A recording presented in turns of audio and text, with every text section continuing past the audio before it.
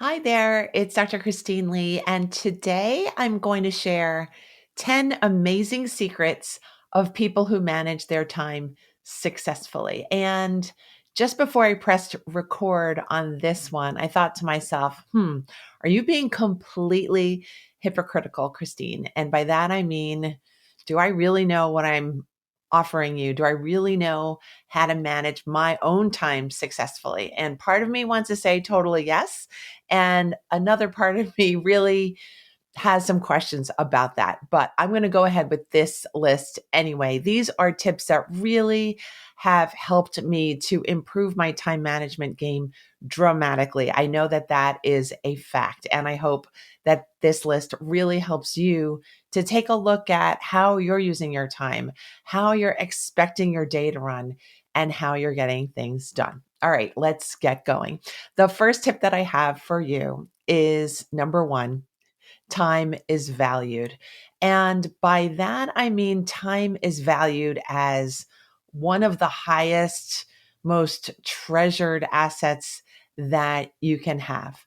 That means that you are thoughtful about how you use your time. That means you don't let people steal your time. That means you don't squander your time. And this may seem like an obvious tip, but I think so often we get distracted.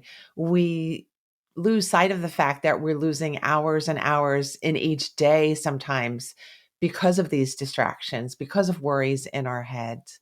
And I think it is important for me to put this tip as number one: value your time as if it is the most valuable thing that you have. And I think that starting point is going to help you to use your time much more carefully, wisely, and successfully. All right, tip number two: time waste is something to be guarded against. This obviously is very connected to tip number one, that time is valuable. When we put into play safeguards on our time, we end up feeling like we have so much more room in our heart, in our chest, in our schedule to be ourselves, to get the extra work done, to explore new hobbies and relationships and things we just want to do. Without being careful about how we're using our time, time tends to dribble away. We tend to fritter it away because it's not spoken for, because we haven't thought about how we really want our time to be used. So we really want to start practicing being good stewards of our time. Get that planner. There's so many different varieties these days. You get a digital one, get an analog one. I tend to prefer writing things down because I feel like it's a commitment to my time use. And I take my planning very seriously these days.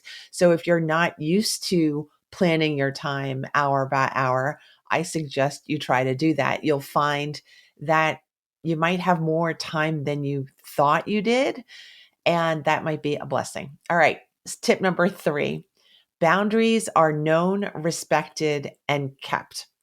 What do I mean by this? I mean boundaries between you and other people. And by boundaries, I mean that invisible line that sometimes shifts, that describes what you are willing to do and what you're not willing to do, and what other people are able and willing to do and not able or willing to do with you.